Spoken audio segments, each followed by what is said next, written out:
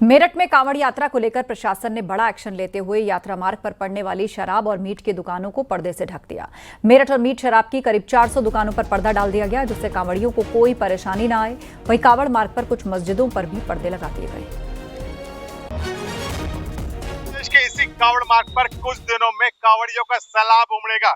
अभी कांवड़िया आना शुरू हो गए हैं और इसके लिए पुलिस प्रशासन मुस्तैद। आप देख सकते हैं कि रिद्धि वाइन्स के नाम से दुकान है और शराब की दुकान है और इस पर पर्दा लगा दिया गया है। ये मेरठ का आबुलेन है जो मेरठ की धड़कन कहा जाता है और यहाँ पर अब पर्दा लगा हुआ है, यानी शराब बिकेगी लेकिन पर्दे के अंदर बिकेगी। कांवड़ियों को ये शराब की दुकान दिखाई नहीं देगी, ना ही उनकी भावना आहत करेगी और ना ही उनको ये सोचने पर मजबूर करेगी कि कांवड़ मार्ग पर शराब क्यों बिक रही है, कैसे बिक रही है। ये पर्दे के अंदर अब शराब बिकेगी। वहीं जो मीट की दुकानें हैं उन मीट की दुकानों को बंद करा दिया गया है, क्योंकि सरकार का फैसला है कांवड़ मार्ग पर नो नॉन वेज। इसी कंसेप्ट को लेकर मेरठ पुलिस काम कर रही है और कांवड़ मार्ग पर शराब की दुकानों को पर्दा लगा दिया गया है और वहीं जो मीट की दुकानें उन्हें पूरी तरह से बंद करा दिया गया है। कैमरामैन शिव सुदन के साथ न्यूज़ 18 के लिए निखिल अग्रवाल, मेरठ। गाजियाबाद में भी कांवड़ यात्रा को लेकर प्रशासन ने शराब और मीट की दुकानों को पर्दे से ढक दिया, जिससे कांवड़ियों को कोई परेशानी न हो। दिल्ली हरिद्वार कांवड़ रूट पर इस बार प्रशासन आस्था के साथ साथ सुविधाओं पर भी ध्यान दे रहा है। दूसरी तरफ हम तस्वीर आपको दिखाते हैं, ये जो शराब का ठेका है प्रशासन ने इसे ढकवा दिया है, जिससे कि जो कांवड़िया हैं उनकी आस्था पर कोई ठेस ना पहुंचे, उनकी भावनाएं आहत ना हो।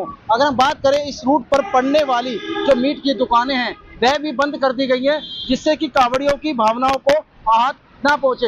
अगर दूसरी तरफ की तस्वीर दिखाएं, सुरक्षा को लेकर ये जो बिजली के पोल हैं इन्हें भी पन्नी से ढक दिए गए हैं, जिससे कि किसी प्रकार की दुर्घटना घटित ना हो। तो साफ तौर पर प्रशासन इस बात को लेकर ध्यान दे रहा है, जो कांवड़िया हैं उनकी सुरक्षा और सुविधाओं पर सतर्कता बरती जा रही है।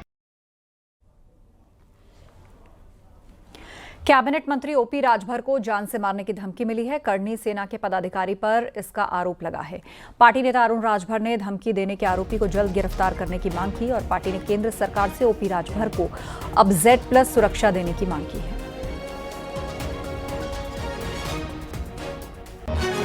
यह वो भयभीत होकर के और माननीय ओम प्रकाश राजभर जी को धमकी दे रहे हैं गोली मारने का।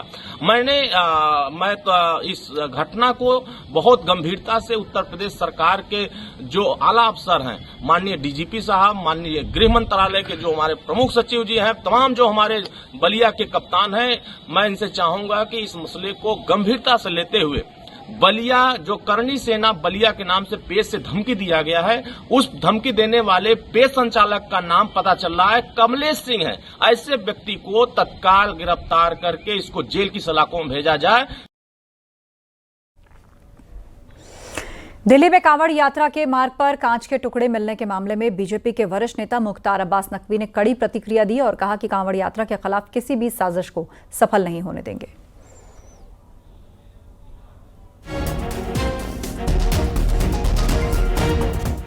देखिए, कांवड़ यात्रा के खिलाफ किसी भी तरह की क्रिमिनल कॉन्स्पिरेसी पर कड़े कानूनी कार्रवाई होनी चाहिए और जो लोग इस कांवड़ यात्रा पर किसी भी तरह की इस तरह की क्रिमिनल कॉन्स्पिरेसी कर रहे हैं, उसके पीछे उनकी मकसद और मंशा एक ही है कि वो किस तरह से समाज के सौहार्द के ताने बाने को छिन्न भिन्न करें, समाज में उन्माद पैदा करने की कोशिश करें, उसे किसी भी तरह से सफल नहीं होने देना। किसानों के लिए सीएम योगी का आदेश, किसानों को खाद देना सरकार की प्राथमिकता। खाद की कमी नहीं होनी चाहिए, ये कहा सीएम योगी ने। कालाबाजारी तस्करी पर जीरो टॉलरेंस नीति, खाद की आपूर्ति पर मॉनिटरिंग करेगी सरकार और किसानों को ये भी पता होना चाहिए कि खाद आखिर कहां मिल रही है। डिजिटल प्लेटफॉर्म से किसानों को जानकारी दी जाएगी, उनका हक मारने वालों को बख्शा नहीं जाएगा। जिले में खाद स्टॉक की जांच के आदेश भी दिए गए हैं।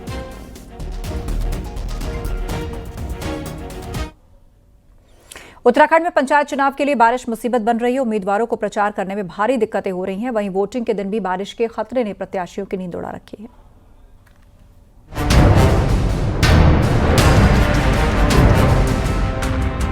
मानसून की बारिश ने पंचायत चुनाव में भी खलल डाला हुआ है।